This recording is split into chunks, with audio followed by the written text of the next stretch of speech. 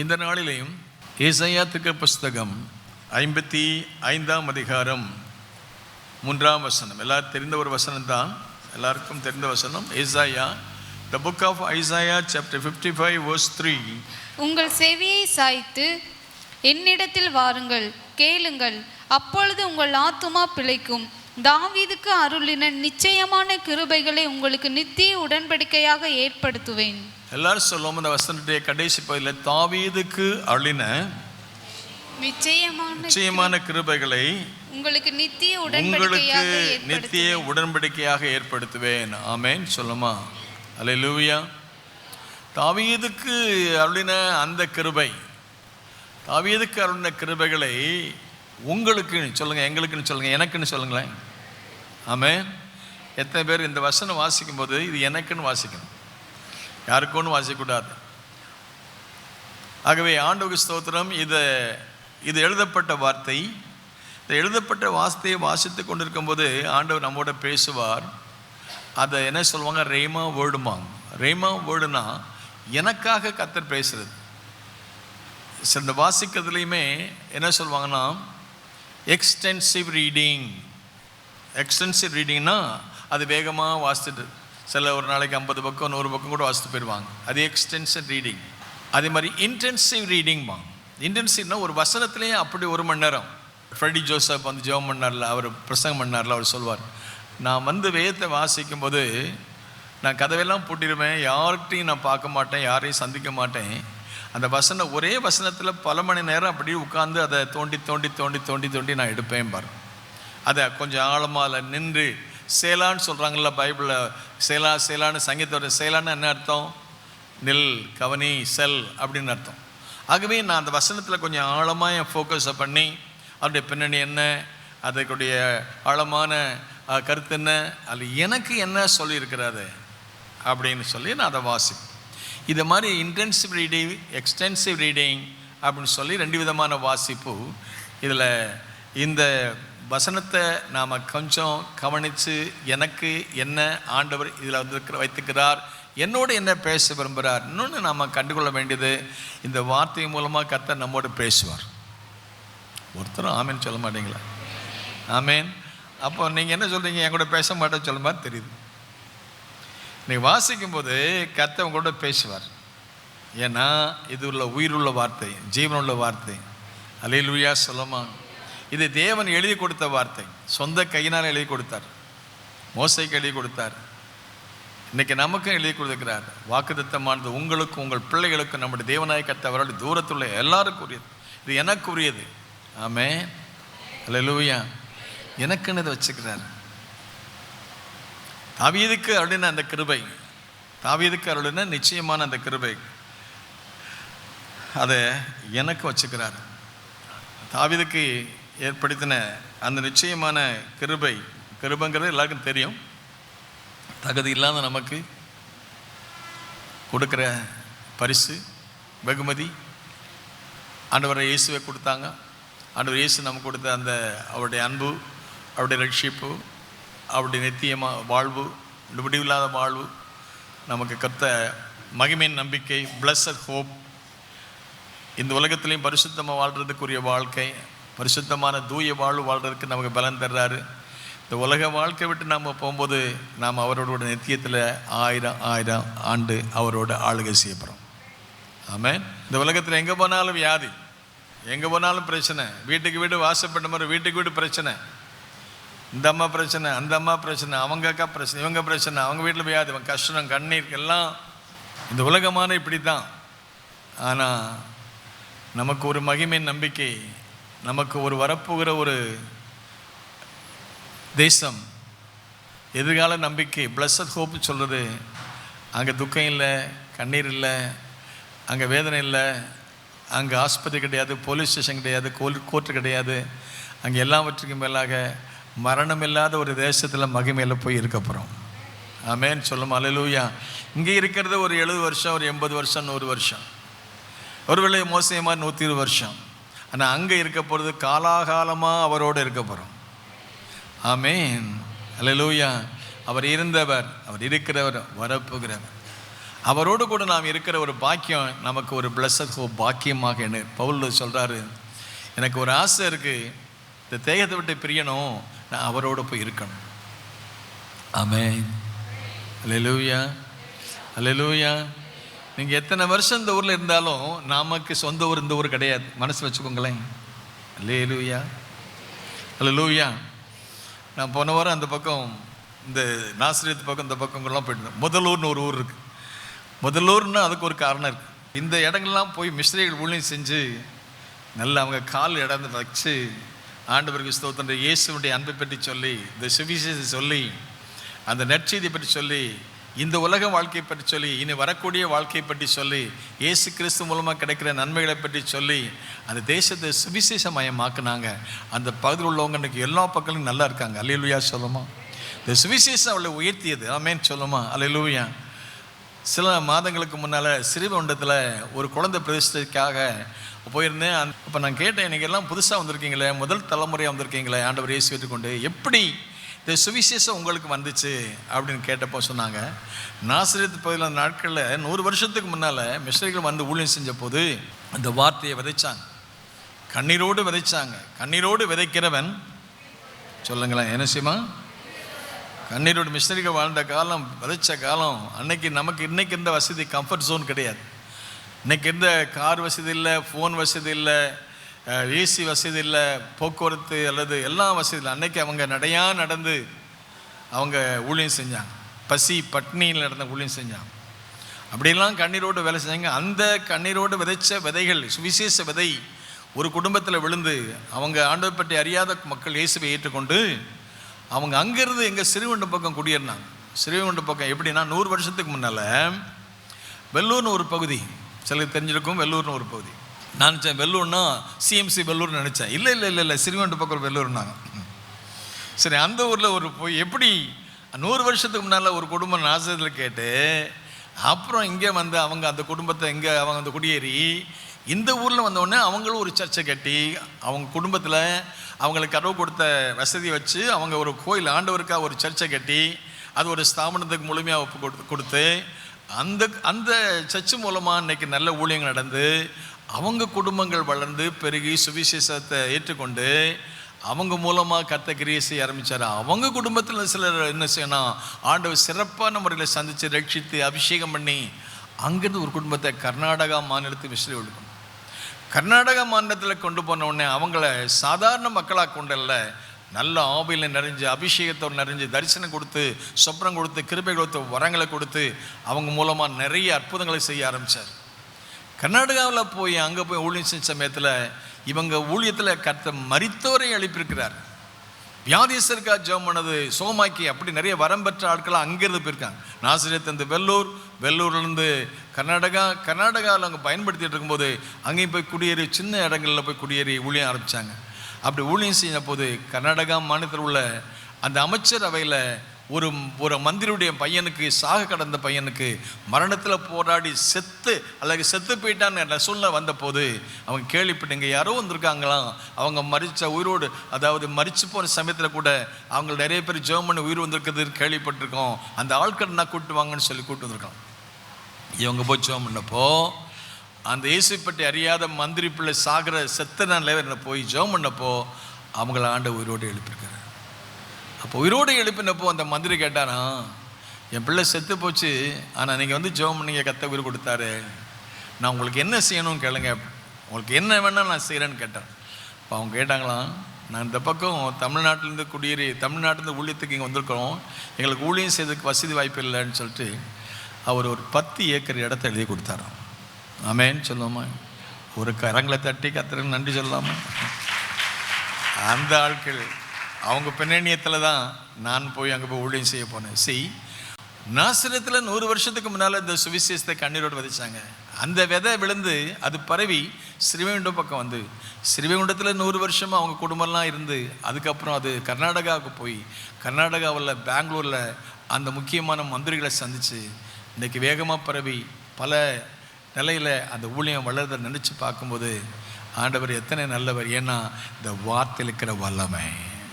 ஆமென். நல்ல கரங்களை கர்த்தரை ஆண்டவரே, there is power in the word, there is healing in the word, there is revival in the word, there is everything in the word.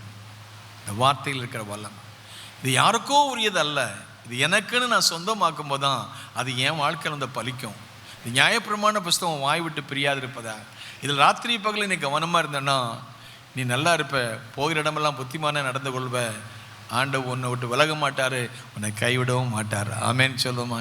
இன்றைக்கி எழுதப்பட்ட இந்த வார்த்தையை நாங்கள் கையில் கொடுத்துக்கிறாரு. இன்றைக்கி வேறு ஒன்றும் கொடுக்கல, நம்ம ஆண்டவர் நமக்கு கொடுத்து போனது பெரிய சொத்து சம்பத்து, அநேகம் ஆயிரம் பொன் வெள்ளி பார்க்கிலும் நீர் விளமென வேதமே எனக்கு நிலம். நல்ல கரங்களை தட்டி ஆமென். இந்த வேதத்தில் தான் நம்ம வாசிக்கிறோம், இந்த வேதத்தை தான் நம்ம தியானம் பண்ணுறோம். தாவீதுக்கு அப்படின்னா நிச்சயமான கிருபை. ஒரு சாதாரண shepherd boy, he's a country boy, ஒரு சாதாரண பையன். ஆனால் இவன் மேலே வச்ச தயவை பாருங்க, இவன் மேலே வச்ச இறக்கம் பாருங்க. ஆண்டவர் அவன் மேலே கிருபை வச்சாரு. அவர் கிருபை இல்லைன்னா நம்ம ஒன்றும் இல்லை. இன்னைக்கு நாம் இங்கே இருக்கிறத விட சுத்த கிருபை எத்தனை பேர் விசுவாசிக்கிறீங்க? ஆமேன்னு சொல்லுங்களேன். நாம் இந்த நாற்காலில் வந்து உட்கார்ந்துருக்கோமே, அது ஆண்டவருடைய கிருபை. ஆமேன். கரங்களை தட்டி கர்த்தரை ஸ்தோத்திரம். நேற்று இருந்தவன் இன்னைக்கு இல்லை. இன்னைக்கு என் கண்ணை ஒரு நாள் நான் நல்லா பார்க்குதுன்னா அது ஆண்டவருடைய கிருபை தான். இன்னைக்கு நல்லா பேச முடியுதுன்னா ஆண்டோடைய கிருபை தான். நான் நல்லா சாப்பிட முடியுதுன்னா அது ஆண்டோடைய கிருபை தான். நான் நிற்கிறத விட சுத்த கிருபை தான். நான் நடக்கிறத விட சுத்த கிருபை தான். அல்லேலூயா சொல்லுமா. நல்ல கரங்களுக்கு நான் நிற்பதும் நிலைத்திருப்பதும் உங்கள் கிருபை. உங்கள் கிருபை தான் என்னை தாங்குகின்றது, கிருபை தான் நடத்துகின்றது. உங்க கிருபை தான் என்னை தாங்குகின்றது, உங்க கிருபை தான் என்னை நடத்துகின்றது. கிருபையே கிருபையே மாறாத நல்ல கிருபையே, கிருபையே கிருபையே மாறாத நல்ல கிருபையே. சொந்து போன நேரத்தில் எல்லாம் என்னை சூழ்ந்து கொண்ட கிருபை இது. சொந்து போன நேரத்தில் எல்லாம் என்னை சூழ்ந்து கொண்ட கிருபை இது. கிருபையே மாறாத நல்ல கிருபையே, கிருபையே கிருபையே மாறாத நல்ல கிருபையே. தாவீதுக்கு அருளின கிருபைகளை, நிச்சயமான கிருபைகளை உங்களுக்கு நித்திய உடன்படிக்கையாக, உங்களுக்கு எனக்கு நமக்கு. He made a covenant with our forefather Abraham. ஆபிரகாமோடு உடன்படிக்கை பண்ணார், ஈசாக்கோடு உடன்படிக்கை பண்ணார், யாக்கோபோடு உடன்படிக்கை பண்ணுறார். நம்முடைய தேவனுக்கு ஒரு பெயர் உண்டு, உடன்படிக்கையின் தேவன். ஆமென். உடன்படிக்கைன்னா பெருசு ஒன்று கிட்ட வாக்கு பண்ணுறவர். நாம் வாக்கு பண்ணல. எப்போ வாக்கு பண்ணோம்? கல்யாணத்தில். ஆல்வின் கிருஷ்ணா கல்யாணம் நடத்தது ஞாபகம் இருக்குது. கல்யாணத்தில் வாழ்விலும் சொல்லுங்க, சுகத்திலும் துக்கத்திலும், அப்புறம் சொல்ல மாட்டீங்களே, அது ஒரு சீக்ரெட் இருக்குல்ல, மரணம் நம்மை. நான் இப்போ இந்த கல்யாணம் நடத்தும் போது சொல்லுவேன், மரணம் நம்ம பிரிக்கணும்னு சொல்லாதீங்க, நான் உயிரோடு இருக்க வரைக்குன்னு சொல்லுங்கன்னு இருக்கேன். மனுஷன் மாறுவான், கர்த்தர் மாறாது. ஆமென். இன்னைக்கு டிவோர்ஸ் ரேட் வந்து ரொம்ப ஹை. ஒரு காலத்தில் டாக்டர் பில்லிகிரஹாம் ஒரு பிரசங்கத்தை கேட்டுக்கும்போது சொன்னார், 2 கல்யாணம் இருந்தால் ஒரு கல்யாணம் அது சரியில்லாமல் போயிடுது. அதே மாதிரி வெளிநாட்டில் இல்லை, இன்றைக்கி நம்ம நாட்டிலே நடக்குது. அது நம்ம ஏரியாவில் ரொம்ப நடந்துச்சு. ரொம்ப கவனமாக இருக்கணும் கல்யாண விஷயங்களில். கல்யாணம் வந்து கடைசி காலம் வரைக்கும் சம்மோடு சொல்லுவாங்க, இது 1000 காலத்து பயிரும்பாங்க. என்னது? இந்த 1000 காலத்து பயிரெல்லாம் இப்போ வந்து வாடி போகுது நிறைய இடங்களில். லைஃப் ஃபார் எவர், கடைசி வரைக்கும்.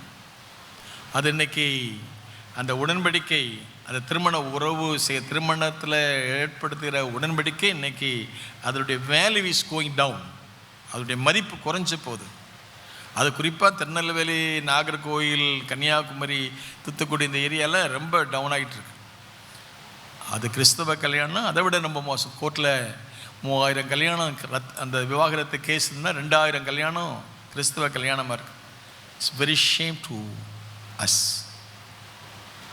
குடும்பத்தை ஏற்படுத்தினவர், குடும்பத்தை இணைத்தவர், குடும்பத்தின் மூலமாக ஆஸ்வதிக்கிறவர், குடும்பத்தின் மூலமாக அவர் நாமத்தை மையப்படுத்த விரும்புகிற தேவன் இன்னைக்கு மனுஷன் பண்ணுற உடன்படிக்கை உடைச்சு போடுற காலத்துக்கு அது ஆண்டவர் அன்றைக்கி மோசையை பார்த்து சொன்னார், நீ உடைச்சு போட்டதை சரி பண்ணிட்டு வான்னார். இன்றைக்கி குடும்ப உறவுகளில் நிறைய குடும்பங்களில் உடைவு, விரிசல், குறைபாடு ஏற்பட்டு பிரிவினையில் போயிட்டுருக்குது. கர்த்தர் இரக்கம் செய்வாராக. ஏன்னா குடும்பம் நன்றாக இருந்தால் சபை நன்றாக இருக்கும், சபை நன்றாக இருந்தால் தேசம் நன்றாக இருக்கும், சமுதாயம் நல்லா இருக்கும்.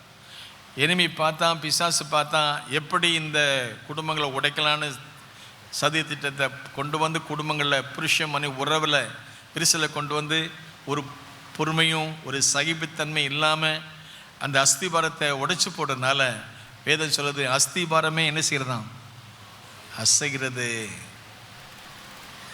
இந்த சூழ்நிலை இருந்தாலும் ஆனால் கர்த்தர் அவர் நம்பிக்கை, அவர் நமக்கு உடன்படிக்கையின் தேவன், அவர் வார்த்தையின்படி நமக்கு உண்மையாக இருக்கிறாரு. நாம் அவரோடு சில உடன்படிக்கையில் உண்மையாக இருந்தால் இந்த உடன்படிக்கையின் தேவன் நம்மை இப்போ இருக்கிறதை பார்க்கலாம் 1000 மடங்கு பெருக செய்வார். ஆமேன், ஆமேன் சொல்லுங்களேன். ஆமேன், ஆமேன், ஆமேன். உடன்படிக்கை பண்ணுறார், எல்லாரோடையும் உடன்படிக்கை பண்ணுறார். நம்முடைய பிதாவாகி ஆபிரகாமோடு உடன்படிக்கை பண்ணார், ஈசாக்கோடு உடன்படிக்கை பண்ணுறாரு, யாக்கோவோடு உடன்படிக்கை பண்ணுறார். இந்த உடன்படிக்கைங்கிற அதனுடைய வார்த்தையினுடைய பொருள் எப்படி வருதுன்னு கேட்டிங்கன்னா, பல 1000 வருஷத்துக்கு முன்னால் 2 பேருக்குள்ள உடன்படிக்கை எடுக்கணும்னா ஒரு மிருகம் துண்டிக்கப்படுமா. ஒரு மிருகம், ஒரு ஆடு அல்லது ஏதாவது ஒன்று வெட்டப்பட்டு அது 2 பிரிவாக 2 துண்டாக இருக்கும். அந்த வெட்டப்பட்ட அந்த மிருகத்தின் மத்தியில் ரத்தம் சொட்டு சொட்டாக இருக்குல்ல, அது மத்தியில் நடந்து போடணும். ஏன்னா இட்ஸ் அ பிளட் கவனன்ட், இரத்த உடன்படிக்கை. இந்த உறவில், இந்த உடன்படிக்கையில் கொடுக்குற வார்த்தையில் உண்மையாக இருக்கணும். உண்மை இல்லைன்னா நாமும் இந்த நிலைமைக்கு ஆயிடுவோம் அப்படிங்கிற பொருளில் தான் இருக்கு. ஆனால் இது அப்படிப்பட்டதான ஒரு நிலைமையில் ஆரம்பித்தாலும் இன்றைக்கி அநேக கல்யாணங்கள், திருமணங்கள் சர்ச்சில் வச்சு நடக்க காரணம்னா இங்கே ஒரு உடன்படிக்கை பண்ணுறோம். இந்த உடன்படிக்கை பண்ணுறது அது கடைசி வரைக்கும் ஸ்ட்ராங்காக இருக்கணும். ஏன்னா இது ஒரு மிருகம் துண்டிக்கப்பட்டு அந்த 2 மிருகத்திற்கு மத்தியில் அந்த இரத்த உடன்படிக்கை அது உலக பிரகாரமாக நடந்தாலும் நமக்காக 2000 வருஷத்துக்கு முன்னால் இயேசு கல்வாரி சிலுவையில் தொங்கி அவருடைய ரத்தத்தை சிந்தினாரு. அந்த இரத்தத்துக்கு முன்னால் நாம் எடுக்கிறமே ஒரு உடன்படிக்கை இதை விட மேலானது. ஆமென், ஆமென். இதற்கு நான் உண்மையாக இருக்க வேண்டும் என்பதற்கு தான் சபையில் நாம் இந்த திருமணத்தை நம்ம நடத்துகிறோம். அதனால தான் பொதுவாக சொல்லுவோம், இது சர்ச்சில் நடக்கணும், என் கல்யாணம் பாங்க. Because we are standing in the presence of God. We are making covenant before the presence of God. God is watching over our marriage. God is a witness for our marriage. அவரே கவனிக்கிறார், அவரே சாட்சியாக இருக்கிறார். He is a God of covenant. அவர் உடன்படிக்கையின் தேவனாக இருக்கிறார். அந்த உடன்படிக்கையில் உண்மையாக இருக்குன்னு நினைக்கிறார். அப்படி உடன்படிக்கையில் உண்மையாக இருந்தால் என் தாசனாகிய மோசே என் வீட்டில் எங்கும் உண்மையாக இருக்கிறார். ஆமென், அல்லேலூயா. என் இதயத்துக்கு ஏற்றவனா தாவீதை கண்டேன்னு சொன்னார். அவன் உடன்படிக்கையில் உண்மையாக இருந்தான். தாவீதோடு உடன்படிக்கை பண்ணுறாரு. அந்த உடன்படிக்கையில் உண்மையாக இருக்கும்போது அந்த உண்மையுள்ள மனுஷன் அவன் பரிபூரணமான ஆசீர்வாதத்தை பெறுவான். ஆமென். தாவீதுக்கு அப்படின்னா நிச்சயமான கிருபையில் உனக்கு தருவேன்னு சொன்னார். ஆகவே நம்முடைய ஒவ்வொரு காலகட்டத்திலையும் நம்முடைய முன்னோர்கள் பிதாக்களுடைய வாழ்க்கையில் கர்த்தர் உடன்படிக்கை செய்ததுனால அந்த நாட்களில் பலிபீடத்தை கட்டி பணிந்து கொண்டபோது உடன்படிக்கை, நோவாவோடு உடன்படிக்கை பண்ணார். அப்படி பிதாக்கள் உடன்படிக்கை பண்ணுறார். நீங்கள் வீட்டில் போய் பாருங்கள், ஆதியாகமம் 17 அதிகாரத்தில் ஆபிரகாமோடு பண்ண உடன்படிக்கையில் உண்மையாக இருந்தனால ஆபிரகாம் சொன்னார், எப்பா நீ எனக்கு முன்னால் நடந்து உண்மையாக இருந்தேன்னா உன்னை நான் வானத்து நட்சத்திரங்களை போலும் கடற்கரை மனத்தினே ஆஸ்வதிப்பேன்னு சொல்கிறார். உன் பேர் ஆபிரகாம்ங்கிற பழைய பேர் ஒரு குடும்பத்துக்கு தகப்பன தலைவனாக இருக்க, நீ தேசங்களுக்கு உன்னை தகப்பனாக மாற்றுவேன்றார். So God has a great plan for us. Always his plan is higher than our plans. நம்முடைய திட்டங்களை விட தேவனுடைய திட்டம் 1000 மடங்கு பெரிய திட்டம். ஆமென், ஆமென், ஆமென், ஆமென். ஆண்டவருக்கு ஸ்தோத்திரம். அவர் நம்முடைய வாழ்க்கையில் அவருடைய கிருபையை தந்து நம்ம மேலே உயர்த்த வேண்டும் என்று விரும்புகிறார். நம்ம மேலே உன்னை வாளாக்காமல் தலையாக்குவேன், உன்னை கீழாக்காமல் மேலாக்குவேன்னு சொல்லி அவருடைய திட்டம், God's master plan is higher than அவர் ஓன் பிளான். ஆகவே தாவீதுக்கு அப்படின்னு நிச்சயமான கிருபைகளை தருவேன். அப்படின்னா தாவீதுக்கு என்ன கிருபைகளை கொடுத்தாரு, என்னத்தை அவனுக்கு உடன்படிக்கை பண்ணி கொடுத்தாரு அப்படிங்கிறத 89ஆம் சங்கீதத்தில் நீங்கள் வாசித்து பார்க்கும்போது 20ஆம் வசனத்துலேருந்து நீங்கள் 36 வரைக்கும் நீங்கள் வாசிக்கலாம், அல்லது நிறைய வசனம் வாசிக்கலாம். அதில் நீங்கள் வாசித்து பார்க்கும்போது 89, 20 வாசிங்க.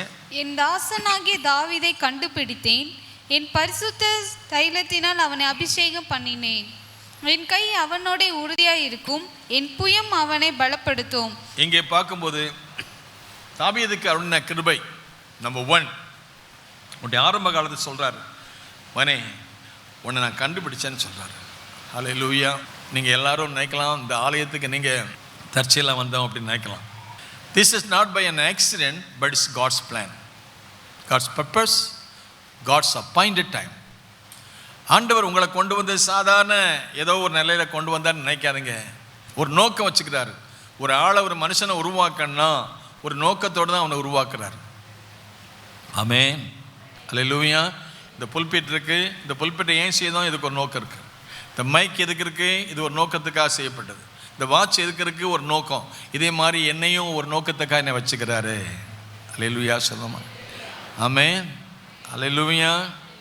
God has a purpose for everything. ஆண்டவருக்கு ஸ்தோத்திரம். எல்லாம் ஒரு நோக்கத்தோடு வச்சுக்கிறாரு. அதே மாதிரி என்னையும் ஒரு நோக்கத்தோடு வச்சுக்கிறாரு. அல்லேலூயா சொல்லுமா. நீங்கள் சொல்லுங்களேன், என்னையும் ஒரு நோக்கத்தோடு வச்சுருக்கீங்க ஆண்டவரேன்னு சொல்லுங்களேன். ஆமென், ஆமென். என்னையும் ஒரு நோக்கத்துக்காக வச்சுக்கிறாரு. என்னை பயன்படுத்தி என் மூலமாக அவருடைய நாமத்தை மையப்படுத்த விரும்புகிறார். அதுக்கு என்ன செய்யணும்னா நம்மளை கண்டுபிடிக்கார். அல்லேலூயா சொல்லுமா. நம்ம எப்போ கண்டுபிடிச்சார் தெரியுமா? தாவீது சொல்கிறாரு, இங்கே சொல்கிறாரு, என் தாசனாகிய தாவீதை நான் என்ன செய்தேன், அங்கே அவர் சொல்கிறார், நான் அவனை கண்டுபிடிச்சேன்னு சொல்கிறார். நீங்கள் எபேசி 1ஆம் அதிகாரத்தை வாசித்து பார்க்கும்போது 3 முதல் 5 வரைக்கும் வாசித்து பார்க்கும்பொழுது தேவன் நம்ம எப்படி கண்டுகொள்றான்னு கேட்டிங்கன்னா, உலகத்தின் தோற்றத்துக்கு முன்பதாகவே. ஆமென், அல்லேலூயா. எபேசியர் 1ஆம் அதிகாரம் 3லிருந்து 5 வரைக்கும் வாசித்து பார்க்கும்போது கர்த்தர் எப்படி நம்முடைய கர்த்தராகிய இயேசு கிறிஸ்துவின் பிதாவாகிய தேவனுக்கு ஸ்தோத்திரம். நம்முடைய கர்த்தராகிய பிதாவாகிய தேவனுக்கு ஸ்தோத்திரம். அவர் கிறிஸ்துவுக்குள் உன்னதங்களில் ஆவிக்குரிய சகல ஆசீர்வாதத்தினாலும், அவர் கிறிஸ்துவுக்குள் என்ன செஞ்சுக்கிறாராம், உன்னதங்களிலே ஆவிக்குரிய சகல ஆசீர்வாதத்தினாலும் நம்மை ஆசீர்வதித்திருக்கிறார். தமக்கு முன்பாக நாம் அன்பில் பரிசுத்தம் உள்ளவர்களும் குற்றம் இல்லாதவர்களுமா இருப்பதற்கு அவர் உலகத்தின் தோற்றத்துக்கு முன்பதாகவே கிறிஸ்துவுக்குள் நம்மை தெரிந்து கொண்டபடியே. ஆமென் சொல்லுமா. எப்ப கண்டுகொண்டார்? உலகத்தின் தோற்றத்துக்கு முன்பதாகவே. உலகமெல்லாம் உருவாவதற்கு முன்பதாகவே, எல்லாம் உருவாக்குறதுக்கு முன்னால அவர் நம்மை கண்டு கொண்டார். தாவீது இன்னொரு சொல்றாரு, என் தாயின் கருவிலே உருவாவதற்கு முன்பதாகவே என் கருவை உம்முடைய கண்கள், நான் கற்பத்தில் உற்பத்தி முதல் உம்மால் ஆதரிக்கப்பட்டேன், என் தாயின் வயிற்றிலிருந்து எடுத்தவர் நீரே. ஆமென். நாசி சுவாசமுள்ள யாவும் கர்த்தரை துதிப்பதாக. உயிருள்ள எல்லாம் கர்த்தரை துதிக்கும். நல்ல கரங்களை தட்டி கர்த்தரை ஸ்தோத்திரம். அல்லேலூயா. ஸோ என் தாசனாகிய தாவீதை நான் கண்டுபிடித்தேன். 2வது அவனை என்ன செய்யறேன்னா, நான் அபிஷேகம் பண்ணுறார். என்ன அபிஷேகம் பண்ணுறார்? பரிசுத்த தைலத்தினால் அவனை என்ன செஞ்சேன், நான் அபிஷேகம் பண்ணுறேன்றார். ஆண்டவருக்கு ஸ்தோத்திரம். அபிஷேகம். இன்னைக்கு காலையில் அபிஷேகத்தை பற்றி பேசியிருந்தேன். ஒரு பையன் கேட்டான் அம்மாட்ட, அபிஷேகம்னா என்னம்மா அப்படின்னு கேட்டான். அல்லேலூயா சொல்லுமா. நிறைய பேருக்கு அபிஷேகம்னா என்னென்னா, அபிஷேகம்னா ஒரு அங்கீகாரம், ஒரு அனுமதி, ஒரு ஆசீர்வாதம், தேவன் தரக்கூடிய அனுகிரகம். அன்றைக்கு சீசர்களுக்கு அவர் கொடுத்தாரு. என்ன கொடுத்தார்? நீங்களோ உன்னதத்து வரும் பல்நாள் தரிப்பிக்கப்படுவர் என்ன செய்யுங்க, எருசலேமில் போய் என்ன செய்யுங்க, காத்துருங்கன்னு சொன்னார். ஆண்டவருக்கு ஸ்தோத்திரம். அவங்களுக்கு ஏன் அப்படி சொன்னார்னா, அந்த ஆட்கள்லாம் பயந்து போன ஆட்களாக இருந்தாங்க. அல்லேலூயா சொல்லுமா. இப்போ உங்களை பார்த்து எனக்கே பயமாக இருக்குது. என்னமா பயங்காட்டுற மாதிரி இருக்குது. பாடுறதுக்கு பயம், ஆராதிக்கிறதுக்கு பயம், சுவிசேஷம் சொல்கிறதுக்கு பயம். ஏன்னா அவங்க பயப்படுறதுக்கு காரணம் கேட்டால், ஆண்டவர் இயேசுவை சிலுவையில் அரைஞ்சிட்டாங்க, அவரை கொண்டுட்டாங்க, அவரை அடக்கம் பண்ணிட்டாங்க. அடுத்து என்னையும் அடக்கம் பண்ண போகிறாங்கன்னு அந்த பயம் வந்துச்சு. அதனால் பயந்துட்டாங்க. பூட்டப்பட்ட வீட்டுக்குள் உட்கார்ந்துருக்காங்க. நமக்கு இதெல்லாம் தெரியும். ஆனால் அப்படிப்பட்டதான அந்த பயந்தவளை பார்த்து கற்று சொன்ன, நீங்கள் பயப்படாமல் இருக்க, தைரியமாக இருக்க, எனக்காக பணி செய்ய, ஊழியம் செய்ய, இரத்த சாட்சியாக மறிக்கிறது கூட அந்த பலத்தை தருவேன்னு சொன்னார். அனாயிண்டிங், அபிஷேகம் தருவனார். செயல்பட முடியாத நம்ம செயல்பட செய்வதற்கு. அல்லேலூயா சொல்லுமா. ஒரு கார் கோடிக்கணக்காக வாங்கினாலும் அந்த கார் ஓடணும்னா அதுக்கு என்ன ஊற்றணும் சொல்லுங்களேன். ஆமேன்னு சொல்லுமா. நமக்கு என்னதான் இருந்தாலும் அந்த அனாயிண்டின்னு ஒன்று இல்லைன்னா, அபிஷேகம் இல்லைன்னா, நம்ம பாடுற பாடலில் ஒரு மீனிங் இருக்காது. நம்ம செய்கிற ஜெபத்தில் ஒரு வல்லம் இருக்காது. நம்ம செய்கிற பிரசங்கத்தில் ஒரு வல்லம் இருக்காது. அது செத்த பிரசங்கமாக இருக்கும், அது செத்த செய்தியாக இருக்கும், அது செத்த ஒரு வாழ்க்கையாக இருக்கும். ஆகவே நான் புதிய ஏற்பாடு சபைக்கு சொல்கிறாரு, நீ உயிருள்ளவன் என்று பெயர் பற்றி எப்படி இருக்கேன் அதை சொல்கிறதுக்கும் முடியலப்பா. ஆமேன். உயிர் ஊற்றுறது, உயிர் ஊட்டுதல். ஆமேன் சொல்லுமா. அல்லேலூயா.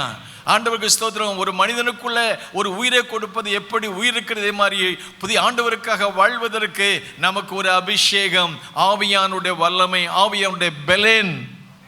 ஆமேன். அல்லேலூயா. ஒரு செத்த நிலைமை மாறணும், ஒரு உயிர்மீழ்ச்சி வரணும். ஆண்டவர் எசேக்கியேல் மூலமா 37 சொன்னார், உயிர் உலர்ந்த எலும்புகளுக்குள்ள உயிரை அனுப்பும்போது கேட்டார், மனுபுத்திரனே இந்த எலும்பெல்லாம் உயிரடையுமா? எல்லாம் செத்து கிடக்கு.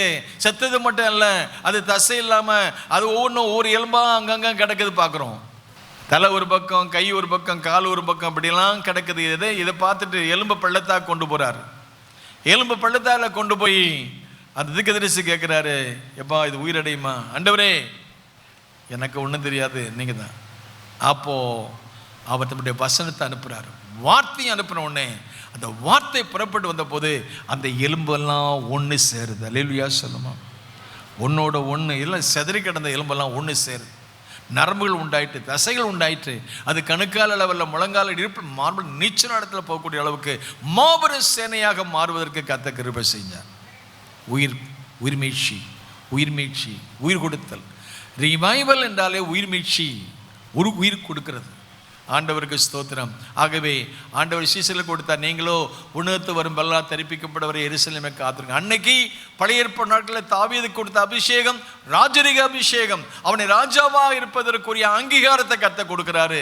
இன்றைக்கு கர்த்தர் நமக்கு கொடுக்குற அபிஷேகம், நம்ம அவருடைய சமூகத்தில் அவருக்காக வாழ, அவருக்காக துதிக்க, அவருடைய நாமத்தை உயர்த்த, அவருக்காக சாட்சியாக இருக்க, அவருடைய நாமத்தை இந்த உலகத்தில் அவருக்காக வாழ்ந்து அவருடைய நாமத்தை உயர்த்துவதற்கு தேவன் நமக்கு அபிஷேகத்தை கொடுக்கிறாரு. ஆமென் சொல்லுமா. அல்லேலூயா. அந்த அபிஷேகம் நமக்குள்ள இருக்கும் பொழுது நம்ம பாவம் செய்ய மாட்டோம். அல்லேலூயா சொல்லுமா. அல்லேலூயா. ஏன் அவன் பாவம் செய்ய மாட்டான்? தேவனால் பிறந்தவன் எவனும் பாவம் செய்யான். Because the seed is in him, the anointing is with him. அபிஷேகம் அவனுக்குள்ள இருக்கு. அல்லேலூயா சொல்லுமா. அபிஷேகம். அல்லேலூயா சொல்லுமா. ஆமென். அல்லேலூயா. நான் நேற்று ஒரு உதாரணம் காட்டினேன், எத்தனை பேர் எனக்கு தெரியாது. ஒரு கிளாஸில் பார்த்துட்டு மூடி கொஞ்ச நாள், இப்போ நான் நிறைய பிரசங்கம் கேட்குறேன். டாக்டர் பில்லிகரகம் பிரசங்கம், மூடி பிரசங்கம், அப்புறம் டிஜிஎஸ் பிரசங்கம், யார் யார் நிறைய பேர் சும்மா அப்படி வெளியே போகும்போது, காரில் போகும்போது கேட்டுகிட்டே போவேன். அப்படி கேட்டுகிட்டே போகும்போது மூடி பிரசங்கியாருடைய பிரசங்கத்தை கேட்கும்போது உதாரணம் சொன்னார். அந்த உதாரணம் என்னென்னு கேட்டிங்கன்னா, ஒரு கிளாஸை கொண்டாந்து காட்டுறாரு. கிளாஸை காட்டி என்ன சொன்னார்னா, ஒரு எம்டி கிளாஸை காட்டிட்டு ஜனங்களை பார்த்து சொல்கிறாரு, என்ன கேட்டார்னா, இதுக்குள்ளே என்ன இருக்குன்னு கேட்குறாரு. நம்ம எல்லாம் கண்ணுக்கு பார்க்கும்போது அது உள்ள என்ன இருக்குல்ல, ஒன்றும் இல்லை. ஆனால் சம்திங் இஸ் இன்சைட். அப்படியா? நம்ம பார்வைக்கு நம்ம கண்ணுக்கு என்னமா தெரியுதா பாருங்க. இல்லை என்ன இருக்குது, இல்லை என்ன இல்லை சொல்லுங்க, தெரியுதா? நான் வாத்தியார் டீச்சிங் ஐடி யூஸ் பண்ணுறேன். இதில் என்ன இல்லை, நம்ம கண்ணுக்கு என்ன இல்லை, ஆனால் படித்தவங்களுக்கு தெரியல என்ன இருக்குன்னு. ஆக்சிஜன் இருக்கு, காற்று இருக்கு. அது எப்படி தெரியுது காற்று இருக்குன்னு? எல்லாருக்கும் நிறைய காற்று இருக்கு, அது வேற காற்று. இதில் ஒரு காற்று இருக்குன்னா நம்ம கண்ணுக்கு தெரியாது. இந்த காற்றை எப்படி வெளியே தள்ளுறது? இதை வெளியே தண்ணா ஒரே ஒரு வழி இருக்கு, உள்ள தண்ணி ஊத்துறது தான். ஆமே. இதுல இருந்து என்ன பாடம் சொல்லி கொடுத்தாரு மூடி பிரசிங்கார் அன்னைக்கு இந்த சபை மக்களுக்கு? என்னன்னா, எப்பா நீ இந்த பாத்திரத்தை மாதிரி, உன் வாழ்க்கை இந்த பாத்திரம் பயன்படணும்னா, உன்னுடைய வாழ்க்கை இருக்கிற சில காரியங்கள் வெளியே வரணும்னா, ஒரு அனாயிண்டிங், ஒரு அபிஷேகம், ஒரு அங்கே அந்த தண்ணி ஊற்றப்படுறதுனால உள்ளே இருக்கிற அந்த வெற்றிடம் மாறி அந்த ஆக்சிஜன் வெளியே போகுது, ஒரு பலன் கிடைக்குது, இப்போ அது நிரப்பப்படுது. இதே மாதிரி உன் வாழ்க்கையில் நீ கர்த்தருக்காக பயன்படணும்னா ஒரு அபிஷேகம் உன் வாழ்க்கையில் ஊற்றப்படும். எத்தனை பேர் புரிஞ்சுக்கிட்டேன்னு தெரியல. அல்லேலூயா சொல்லுமா. அந்த அபிஷேகம் வர வர அந்த ஆவியான உனக்குள்ள ஊற்றப்பட உனக்குள்ள ஒரு நிறைவு இருக்கும். அது என்ன நிறைவுனா ஆவியானவர் நிறைவு. நம்ம சாதாரண ஆட்கள் தான், நாம் எல்லாருமே சாதாரண ஆட்கள். நம்ம எல்லாரும் பாவம் செய்து தேவனுடைய மகிமையை இழந்துட்டோம். நமக்குள்ள என்ன இருக்குன்னு கேட்டிங்கன்னா, என்ன செய்ய நினைக்கிறோமோ அதை செய்யக்கூடாதபடி நமக்குள்ள பாவம் வாசம் பண்ணுது.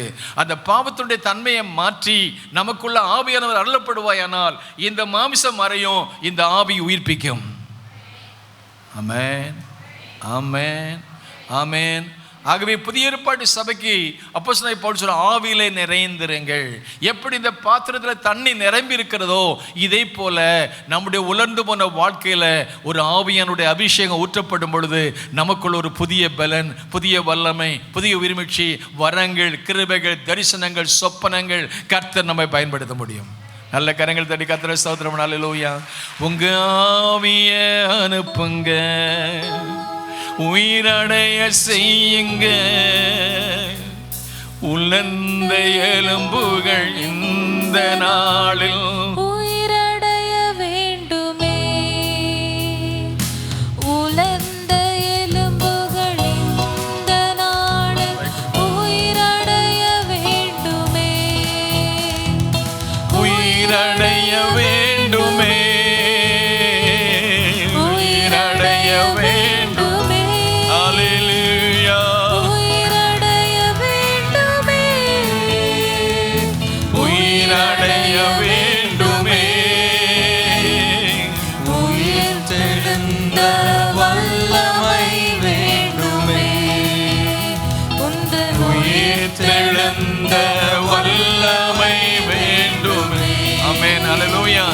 உயிர்த்தெழுந்த வல்லமை, இந்த அபிஷேகம் எப்பொழுது கொடுக்கப்படுந்தால் கிறிஸ்துவை மரித்து எழுப்பினருடைய ஆவி.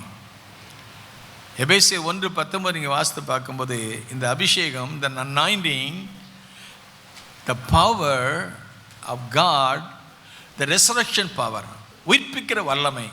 இந்த உயிர்ப்பிக்கிற வல்லமை இங்கே என்ன சொல்கிறான்னு கேட்டால், பவுல் சொல்கிறாரு எபேசில் உள்ள சபை மக்களுக்கு 1:19 இயேசு கிறிஸ்துவை மரித்தோர்ந்து உயிரோடு எழுப்பினார் இல்லையா?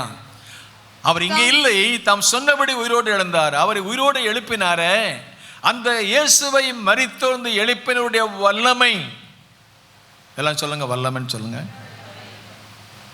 கிறிஸ்துவை மரித்தோர்ந்து எழுப்பி அவரிடத்திலே நடப்பித்த பலத்த சத்துவத்தின் வல்லமைப்படி விசுவாசிக்கிறவர்களாகிய, யாரு சொல்லுங்க, எத்தனை பேர் விசுவாசிக்கிறீங்க? அந்த இயேசுவை மரித்தோர்ந்து எழுப்பினார அந்த வல்லமைய யாரெல்லாம் விசுவாசிக்காங்களோ அவங்க வாழ்க்கையில தரப்போறாராம். நல்ல கரங்களை தட்டி கர்த்தரை ஸ்தோத்திரம். நல்ல உற்சாகமா. ஆமென், ஆமென், அல்லேலூயா. அந்த ஃபயர் இருந்தனா, அந்த பவர் இருந்தால் எனக்கு சும்மா அப்படி உட்காந்துக்க முடியாது. There is a power in the word, there is a power in the spirit. பலமும் அல்ல, பராக்கிரமும் அல்ல, எல்லாம் என் ஆவியினால் ஆகுன்னு சொல்றாரு. புதுப்பிக்கிற வல்லமை, உயிர்ப்பிக்கிற வல்லமை, நம்ம ஜெபிக்க வைக்கிற வல்லமை, துதிக்க வைக்கிற வல்லமை, ஆராதிக்க வைக்கிற வல்லமை, பிரசங்கம் பண்ணுவதற்குரிய அந்த வல்லமை. அது சாதாரண ஆட்கள் தான். அவங்க பேதுரு, யாக்கோபு, யோவான்லாம் மீன் பிடிக்கிறவங்க தான். இவங்களை கர்த்தர் அந்த அபிஷேகம் பண்ண போது அந்த சாதாரண ஆட்கள் அசாதாரண ஆட்களாக மாறிட்டாங்க. ஆமேன்னு சொல்லுமா. இன்னும் சொல்லப்போனால் நம்மளை மாதிரி நாற்காலில் உட்காந்து அவங்க இருக்கல. அவங்களுக்குள்ள அந்த வல்லம் அப்படி துள்ள ஆரம்பித்தாங்க, அப்படி ஃபயர் ஆகிட்டாங்க. உங்கள் ஜெபம், நம்முடைய ஜெபம்லாம் இன்னைக்கு பேரளவில் தான் இருக்குது. ஆனால் ஃபயராக ஜெபம் பண்ணி பாருங்கள். கொஞ்சம் ஃபாஸ்டிங் ஜெபம் பண்ணி பாருங்கள், கொஞ்சம் அழுது ஜெபம் பண்ணி பாருங்கள், கொஞ்சம் கண்ணீர் ஜெபம் பண்ணி பாருங்க. கர்த்தர் பெரிய காரியங்களை செய்வார். ஆமேன் சொல்லுமா? ஆமேன். நல்ல கரங்களை தட்டி ஹல்லேலூயா. இன்டிமேசி. கர்த்தர் பேசினார்னா உங்கள் காலத்தை உங்களுக்கு குறித்து சொல்வார், உங்கள் குடும்பத்தை குறித்து சொல்வார், எதிர்காலத்தை குறித்து சொல்வார். உங்கள் கையை, மனுஷ கையை தெய்வகரமாக மாற்றுவார். சொல்லுங்களேன், இந்த மனுஷ கையை தெய்வகரமாக மாற்றுங்க ஆண்டவரே. நான் இங்கேருந்து காஞ்சிபுரம் போயிட்டு அந்த கல்யாணத்தில் படிச்சுட்டு அங்கே ஒரு பாஸ்டர் இருந்தார். பாஸ்டர் பேர் வர்கீஸ், நம்ம சர்ச்சுக்கு வந்துக்கிறார். சொன்னார், பாஸ்டர் அந்த சர்ச்சு எப்போதும் ஜெபிக்கிற சபை, அந்த மனுஷன் எப்போதும் ஆவியில் நின்று ஜெபிக்கிற நல்ல தரிசனங்கள். அவர் சொன்னார், எனக்கு வயசு 70 ஆச்சு, ஒரு நாள் நான் மருந்து எடுத்தலன்னு சொன்னார். ஆமே, என் உடம்புல ஒரு மாத்திரை போல, என் உடம்புல ஒரு ஊசி போல எனக்கு மாத்திரையும் மருந்து என்னை ஏசுதான்னாரு. ஆமே, அவர் போகும்போது அந்த இடத்துல போகும்போது சபையே இல்லை. இன்னைக்கு 3-4 சபையை கட்டி எழுப்பியிருக்கிறார். அபிஷேகம் அவருக்குள்ள இருந்தனால. அவர் சொன்னார், நான் ஊழியத்துக்கு போயிருந்தேன். அவர் இங்கே வந்தப்போ நிறைய பேர் கேன்சரில் சுகமானாங்க. சமீபத்தில் அவர் கேரளா போய் விடார், மலையாளி தான், ஆனால் தமிழ்நாட்டில் ஒன்று செய்கிறார். அங்கே போனப்போ ஒரு பெரிய ஃபேமிலி, 8 பேர் உள்ள ஒரு குடும்பம். அதில் மூத்த ஒரு பெரியவர் இறந்துட்டார்னா சீரியஸ் கண்டிஷன். அவங்க ஃபேமிலி உள்ளவங்க அமெரிக்கா, கனடா, வளைகுடா நாடுகள், பல இந்தியா, பல பெரிய பெரிய இடங்கள்லேருந்து வர்றாங்க. சீரியஸ் ஆனவுடனே அடக்கத்துக்குன்னு வர்றாங்க. அடக்கத்துன்னு வந்தவுடனே இவர் போய் 3 நாள் கூட்டத்துக்கு பிரசங்கத்துக்கு போகிறார். இவர் கூட்டத்தை ஏற்பாடு பண்ண பாஸ்டர் சொன்னாராம், நம்ம கோட்டையம் பக்கம் இருக்கோம், இன்றைக்கி முதல் கூட்டம், ஆனால் எங்கள் சபையில் உள்ள ஒரு முக்கியமான ஆள் ரொம்ப சீரியஸாக இருக்கார், திடீர்னு இறந்து போயிட்டா இன்றைக்கி கூட்டம் நடக்காதுன்னு சொன்னாராம். ஆனால் இந்த பாஸ்டருக்கு ரொம்ப வருத்தமாக போச்சு. கூட்டம் நடக்காதா? கூட்டம் நடந்து தானே நான் வந்திருக்கேன், ஏன் கூட்டம் நடக்கூடாது? அவர் சீரியஸாக இருக்கார், செத்து பேர், அவங்க ஃபேமிலி உள்ளவங்க எல்லாம் அண்ணன் தம்பியெல்லாம் வந்துட்டாங்க, அடக்கத்துக்கு ரெடியாக இருக்காங்க. நான் ஜெபம் பண்ணலாமான்னு கேட்டேன். நான் போய் பார்த்து ஜெபம் பண்ணலாமா? நீங்கள் பார்க்குறதுக்குரிய சூழ்நிலை ரொம்ப தூரமாக இருக்குது, போக முடியாதுங்க. சரி, அப்போ நான் அங்கேருந்து ஜெபம் பண்ணலாமா? சரி, உடனே இங்கேருந்து ஜெபம் பண்ண ஆரம்பித்தாங்களாம். அது மரணத்துக்கு இப்போது பெருமானத்துக்கு எல்லாம் ready, they are preparing for the funeral. ஜெபம் பண்ண ஆரம்பித்தாங்க. ஜெபம் பண்ண உடனே அபிஷேகம், சொல்லுங்க, நுகத்தடிகளை, anointing will break the bondages. அபிஷேகம் ஜெபிக்க மட்டும் இல்லை, துதிக்க மட்டும் இல்லை, ஆராதிக்க மட்டும் இல்லை, அந்த அபிஷேக வல்லமை அங்கே மறித்து கொண்டு இந்த மனுஷனுடைய வாழ்க்கையில் போய் தொட்டது. அவனுக்கு அடக்க ஆராதனைக்கு ரெடி பண்ண சமயத்தில் ஆவியானவர் அவனுக்குள்ள எப்படி உலர்ந்த எலும்புகளுக்கு உயிர் பாய்ந்ததோ, இதே மாதிரி ஜெபத்தை கேட்டு மறித்து கொண்ட மனுஷனை கத்த உயிரோடு எழுப்பினார். ஆண்டவருக்கு ஸ்தோத்திரம். எல்லா மக்களும் கண்டு ஆச்சரியப்பட்டாங்க. அடக்கத்துக்கு ஏற்பாடு பண்ண அடக்கத்தில் சூழ்நிலை மாறி உன் துக்கம் சந்தோஷமாய் மாறிச்சு. ஆமென், அல்லேலூயா. ஆண்டவருக்கு ஸ்தோத்திரம். அவங்க எல்லாரும் அடக்கத்துக்கு வந்தவங்க இப்போ ஆண்டவர் செய்த மகத்தான காரியத்தை கண்டு கூட எல்லாம் அடக்கம் பண்ணாமலே அந்த மனுஷனுடைய வாழ்வுக்கு நன்றி சொல்லிட்டு அவங்க தேசத்துக்கு போயிட்டாங்க. அமெரிக்காவில் போனவங்க எப்படி கர்த்தர் அற்புதம் செஞ்சார், ஐரோப்பாவுக்கு போனவங்க கர்த்தர் எப்படி அற்புதம் செஞ்சார், வளைகுடா நாடுகளுக்கு போனவங்க எல்லாம் போய் அற்புதம் செஞ்சார். அப்புறம் அந்த மனுஷனுடைய வாழ்க்கையில் கர்த்தர் செய்த அற்புதத்தை கண்டு சாட்சியெல்லாம் சொல்றதுக்கு இந்த மனுஷனை கூப்பிட்றாங்க. Pastor Varghese, come and help us. அவர் அமெரிக்காவில் போய் ஒரு நாள் கூட்டம் வைக்கிற இடத்துல 7 நாள் கூட்டம், 7 நாள் வைக்கிற இடத்துல 10 நாள் கூட்டம். இப்படி கர்த்தர் வல்லமையாக பயன்படுத்தி அவர் ஃபயராக வந்து சொன்னார், ஏய் பாஸ்டர், கர்த்தர் இப்படி செஞ்சார், உன்னையும் கொண்டு செய்வார். ஆகவே தாவீதுக்கு அருள் நிச்சயமான கிருபைகளை எனக்கு மட்டும் உனக்கு மட்டும் உங்கள் சபையில் உள்ள மக்களுக்கும் செய்வார். கரங்களை தட்டி ஹல்லேலூயா. அடா பாவிகளை நல்ல உற்சாகமாக கை தட்டுங்களேன். நான் சொல்றது புரிஞ்சுதா புரியலையே தெரியல. ஆமென். அது என்னுடைய வாழ்க்கையை தூண்டி விட்டுச்சு. இந்த மாதிரி நல்ல உயிர்ப்பான நல்ல சாட்சிகள் நம்ம கேட்கும்போது கர்த்தர் நம்ம புதுப்பிப்பார், உயிர்ப்பிப்பார். உலர்ந்த எலும்புல உயிர்ப்பித்த மாதிரி நம்முடைய செத்து போன விசுவாசத்திலிருந்து நம்மை புதுப்பிப்பார். உயிருள்ளோன்னு பெயர் பட்டு செத்தவனை இருக்கிறிய. ஆகவே அந்த நிலைமையில கர்த்தர் நம்ம புதுப்பித்து உயிர்ப்பித்து நம்ம பயன்படுத்த வேண்டும் என்று விரும்புகிற தாவீதுக்கு அவனுக்கு அபிஷேகம், புதிய எண்ணெயால் அபிஷேகம், அபிஷேக தைலத்தின அபிஷேகம் பண்ணார். யார் மேலெல்லாம் அந்த அபிஷேகம் இருந்ததோ அவங்களெல்லாம் கர்த்தர் வல்லமையாக பயன்படுத்தினார். ஆகவே இந்த நாட்களில் ஆவியின் நிறைவை கர்த்தர் நமக்கு தருவாராக. ஆகவே புதிய ஏற்பாடு சபைக்கு சொல்லும்போது ஆவியிலே நிறைந்திருங்கள், ஆவியிலே அனலாயிருங்கள். எல்லாம் சொல்லுங்க, ஆவியிலே நல்லா அனலாருங்கன்னு சொல்லுங்களேன். உங்களை தொட்டாலே சூடு வரணும். அல்லேலூயா சொல்லுமா? அதே மாதிரி நான் சொல்கிறேன், ஜெபத்தில் ஃபயர் வரணும். ஆமேன்னு சொல்லுமா? அல்லேலூயா சொல்லுமா?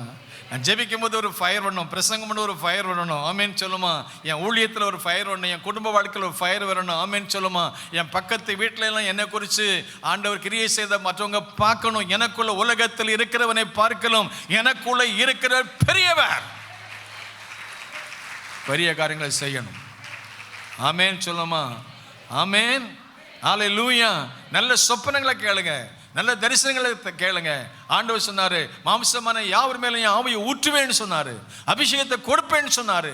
எதுக்கு அந்த அபிஷேகம்? கடைசி காலத்தில் தீர்க்க தரிசனம் சொல்லுவாங்க. ஆமேன்னு சொல்லுமா? நீங்களாம் தீர்க்க தரிசனில் மாறணும். அல்லேலூயா சொல்லுமா? சும்மா வந்துட்டு பாஸ் சொன்ன பிரசங்கத்தை கேட்டு பேபி டீச்சிங்கில் போகக்கூடாது. நீங்கள்லாம் நல்லா வளரணும். அல்லேலூயா சொல்லுமா? ஆமேன்னு சொல்லுமா? கடைசி நாட்களில் யோபேல் சொல்கிறார் இல்லையா, கடைசி நாட்களில் 2:28-9 அப்போஸ்தலர் நடபடி சொல்கிறாரு. அல்லது யோபேலையும் வாசித்து பார்க்கும் பொழுது, மேலும் கடைசி நாட்களில் என் ஆவியை நான் ஊற்றுவேன் அப்படின்றார். எதுக்காக ஆவி ஊற்றுறாரு? அங்கே சொல்லப்படுகிறது, உங்கள் குமாரரும் உங்களுடைய குமாரது. எல்லாம் சொல்லுங்கள். எத்தனை பேருக்கு பிள்ளைகள் இருக்காங்க? சொல்ல மாட்டீங்களா? நீங்கள் சொல்கிறது எனக்கு தெரியும். உங்களுக்கு எத்தனை பிள்ளைகள் இருக்காங்க? எனக்கு தெரியாதுலாம் ஆண்டவர் தெரியும். நீங்கள் சொல்லுங்களேன். உங்கள் பிள்ளைகள் மேலே எல்லாம் சொல்லுங்கள், மாம்சமான யாவர் மேலும் ஆவி ஊற்றுவேன், உங்கள் குமாரர் மேலும். ஆமேன். ஆமேன்னு சொல்லுங்களேன். உங்கள் பிள்ளைகள் இன்னைக்கு எப்படி இருக்காங்கன்னு தெரியாது, ஆனால் ஆண்டவர் கொடுத்த வார்த்தை, உங்கள் பிள்ளைகள் எல்லாம் ஆவியினால் நிறைந்த பிள்ளைகளாக இருக்கணும். அதுக்கு முன்னால் உங்களுக்கு அந்த ஆவி நிறைவு இருக்கணும். மாம்சமான யாவர் மேலும், பழைய ஏற்பாடு நாட்களில் ஆசாரியர்கள், தீர்க்கதரிசிகள், ராஜாக்கள் மேலும் அபிஷேகம். ஆனால் புதிய ஏற்பாட்டில் எல்லார் மேலும், மாம்சமான யாவர் மேலும், மாம்சமான யாவர் மேலும் ஆவி ஊற்றுவேன். உங்கள் குமாரரும் உங்கள் குமார்த்தைகள் என்ன செய்வாங்க? இதெல்லாம் தீர்க்கதரிசியில் மாறணும். ஏம்மா நீங்கள்லாம் தீர்க்கதரிசியில் மாறணும். மாறுவீங்களா? புதிய ஏற்பாட்டில் பிலிப்புக்கு 5 குமார்த்தை இருந்தாங்களாம். 5 பேரும் தீர்க்கதரிசி சொன்னாங்க. உங்கள் வீட்டுக்கு யாராவது வந்தாங்கன்னா உங்கள் பிள்ளைகள்லாம் தீர்க்கதரிசி சொல்லக்கூடியவங்களா மாறணும். அப்புறம் உங்கள் மூப்பர்கள்லாம் என்ன செய்வாங்க? சொப்பனம். அம்மேன்னு சொல்லணும். நல்ல நல்ல சொப்பனம். இதெல்லாம் பொல்லாத சொப்பனமாக கண்டு வந்திருக்கு. அல்லேலூயா சொல்லும். இந்த பொல்லாத சொப்பனம்லாம் மாறணும். நல்ல சொப்பனங்கள், தரிசனங்கள். ஒரு யோசேப்பை சொப்பனம் கண்டானே, எதிர்காலத்துக்கு கொடுத்த சொப்பனம், எங்கள் குடும்பத்துக்கு கொடுத்த சொப்பனம், எங்கள் சபை கொடுத்த சொப்பனம், எங்கள் தேசத்துக்கு கொடுத்த சொப்பனம். யோசேப்புக்குள்ள இந்த ஆவி நல்ல excellent spirit anointing break the bondages. அபிஷேகம். ஆமேன் சொல்லுமா? ஆமேன். அந்த வரங்களை கத்த கொடுக்கறதுக்காக. அப்புறம் உங்கள் வாலிபர்கள் என்ன செய்வாங்க? தரிசனம் பார்க்க. அல்லேலூயா சொல்லுமா? ஒரு சமயம் இப்படி ஆராதனை நடக்கும்போது ஒரு பிள்ளை வந்தா, பாஸ்டர் கத்த எனக்கு தரிசனம் கொடுத்தார். என்ன தரிசனம்? இங்கே ஆராதனை நடக்கும்போது அந்த புல்பீட்டிலேருந்து அப்படியே ஒரு நதி புறப்பட்டு வருது. அது நதி புறப்பட்டு வந்து அது வெள்ளம் போல் புறப்பட்டு போகுது. அது கணுக்கால் அளவில், அது முழங்கால் அளவில், இடுப்பளவில், மார்பளவு, நீச்சல் ஆழத்தில் போகிற மாதிரி ஒரு வெள்ளம் நதி புறப்பட்டு வருதுன்னு சொன்னாங்க. எனக்கு ரொம்ப சந்தோஷமாக இருந்த. கரங்களை தட்டி கத்திர ஸ்தோத்திரம். அல்லேலூயா. இதெல்லாம் ஏதோ ஒரு பேருக்காக எழுதினதான ஒரு வசனம் இல்லை. It's practical. திருவசனத்தை கேட்குறதாக மாத்திரமல்ல, அப்படி செய்யணும். ஆமேன்னு சொல்லுமா? இது நிறைய காரியம் இருக்குது, 10 காரியம் இருக்குது. நான் 2 காரியம் தான் சொல்லியிருக்கேன். தாவீது கருணை கிருபைகளை எங்களை கண்டு கொண்டீங்களே, பரிசுத்த அந்த எண்ணெயினால் அவனை அபிஷேகம் பண்ணினீங்களே. ஆண்டவரே எங்களுக்கும் அந்த அபிஷேகத்தை கொடுத்து, ஆண்டவரே எங்களையும் உங்கள் ஆண்டவரே கையினால் எங்களை தொட்டு எங்களை ஆஸ்வதிங்க. அப்புறம் பாருங்கள், 81 சங்கீதம் 21 வாசித்து பார்க்கும்போது சொல்லுங்க, என் கை அவனோடு இருக்கும். என் கை அவனோட உறுதியா இருக்கும். என் கை அவனோட உறுதியா இருக்கும். என் புயம் அவனை பலப்படுத்தும். ஆமென் சொல்லுங்க. அல்லேலூயா. சோ கர்த்தருடைய கரம், எல்லாம் சொல்லுங்க, கர்த்தருடைய கரம் என் மேல இருக்கணும். ஆண்டவரே வீட்டில் போய் வாசிங்க. தாவீது கருணை கிருபைகளை உங்களுக்கும் கொடுத்து உங்களையும் சந்திப்பார். உங்கள் குடும்பத்தை கட்டி எழுப்பார். ஒரு சிங்காசனத்தை கொடுத்தார், ஒரு ராஜ்யத்தை கொடுத்தாரு. அந்த ராஜ்யத்தில் மகாபெரிய தேவ மனுஷனாக மாறினார். கர்த்தர் அவனை கொண்டு பெரிய கருணை செய்ய தாவீது கருணை கிருபைகளை உங்களுக்கு கொடுத்து உங்களையும் ஆஸ்வதிப்பார். உடன்படிக்கையின் தேவன் உடன்படிக்கையின் மூலம் உங்களை ஆஸ்வதிப்பார். எந்திருக்கலாமா? என்னோடிரும் என்னோடிரும் இன்ப இயேசுவே என்னோடீரோ, என்னில் வல்லமை பலனோ ஒன்றுமே இல்லை, அன்பின் ரட்சகா என்னோடீரோ, என்னோடிரும் என்னோடிரும் அன்பின் ரட்சகா என்னோடீரோ, என்னில் வல்லமை பலனோ, அன்பின் ரட்சகா என்னோடீரோ. Stand by me, stand by me,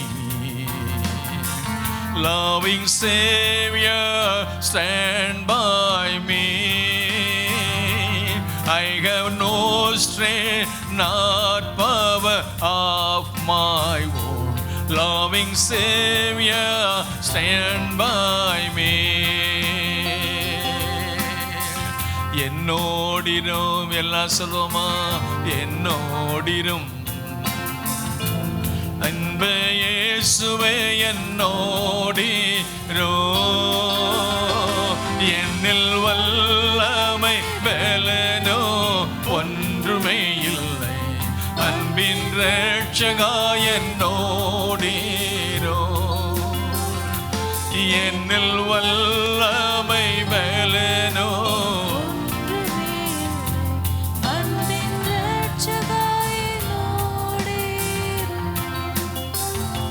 அன்பின் ரட்சகா என்னோடீரோ. Stand by me, stand by me, loving Savior, stand by me. I have no strength, not power of my own, loving Savior, stand by me. இன்ப இயேசுவே என்னோடீரோ. அவன் கை, என் கை அவனோடு உறுதியாயிருக்கும், என் கை அவனை உயர்த்தும், என் கை அவனை பாதுகாக்கும், என் கை அவனுக்கு வழிகாட்டும், என் கை அவனை ஆஸ்வதிக்கும். மனுஷ கரத்தை அல்ல, மனுஷ கரம் நம்மை இழுக்கும், தெய்வ கரம் நம்மை உயர்த்தும். நல்ல கரங்களை தட்டி அல்லேலூயா. ஆணிகள் பாய்ந்த அந்த அன்பின் கரம் எங்களை அரவணைக்கும், எங்களை ஆஸ்வதிக்கும், எங்களை உயர்த்தும். உங்கள் கரத்தால் எங்களை தொடுங்க ஆண்டவரே. நீங்கள் தொடும்போது தான் அந்த அபிஷேகம் இறங்க ஆண்டவரே. நல்ல கரங்களை தட்டி அல்லேலூயா. எங்கள் வாழ்க்கையில் உங்கள் வல்லமை வெளிப்பட்டு ஆண்டவரே. We are all human beings, Lord. We need a special touch from heaven, heavenly anointing.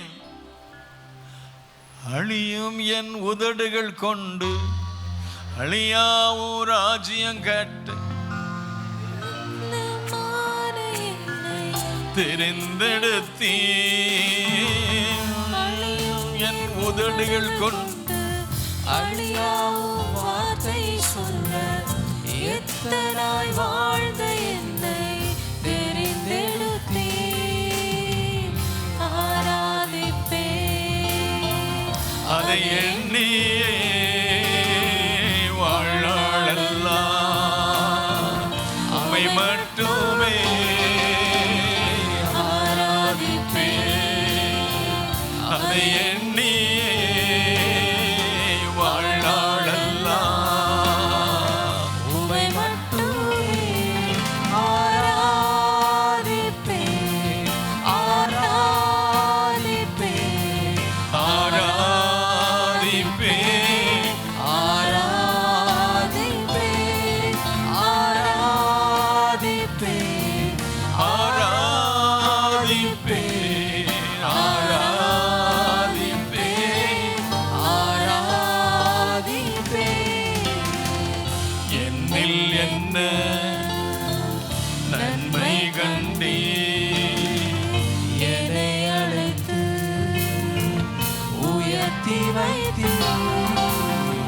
என்னில் என்ன நன்மை கண்டே என்னை அழைத்து உயர்த்தி வைத்தீர். அழியும் என் உதடுகள் கொண்டு அழியாயும் ராஜ்யம் கட்ட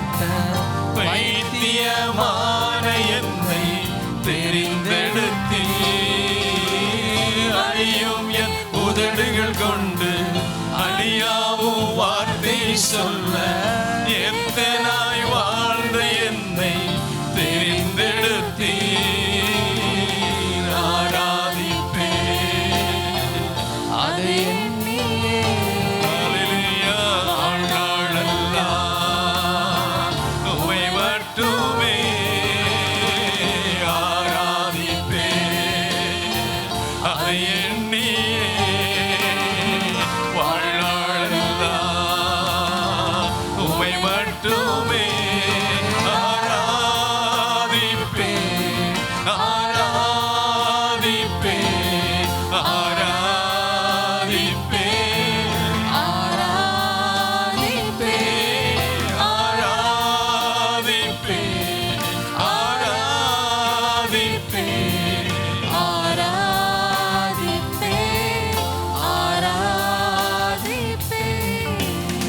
தகப்பனே, உங்க கரத்தால் எங்களை தொட்டு ஆஸ்வதிங்க, எங்க பிள்ளைகளையும் ஆஸ்வதிங்க. எங்க பிள்ளைகள் உண்மை அறிகிற அறிவிலே வளர எங்க சந்ததியுமே சந்தானத்திலும் அவங்களுக்கு ஆவியை ஊற்றுவேன்னு சொன்னவரே, நல்ல ஆவி நல்ல அபிஷேகம் ஆவியிலே நிறைந்த குடும்பமாக இருக்க கிருபை தான். ஆவியதை கண்டுபிடித்து பரிசுத்த அந்த எண்ணெயினால் அபிஷேகம் பண்ணது போல உங்க கையை மேலே வச்சது மாதிரி நடத்துங்க, ஆஸ்வதிங்க. இயேசு நாம் ஜெபிக்கிறோம் பிதாவே. ஆத்துமாவே கர்த்தரை ஸ்தோத்திரி, ஆத்துமாவே கர்த்தரை ஸ்தோத்திரி, அவர் செயல் வருவார். நம்முடைய கர்த்தராகிய இயேசு கிறிஸ்துவின் கிருபை, பிதாவாகிய தேவனுடைய அன்பு, பரிசுத்த ஆவியானுடைய ஐக்கிய சந்தோஷம் சமாதானம் நம் அனைவருடைய இருப்பதாக. God bless you all. Thank you for coming. God bless you.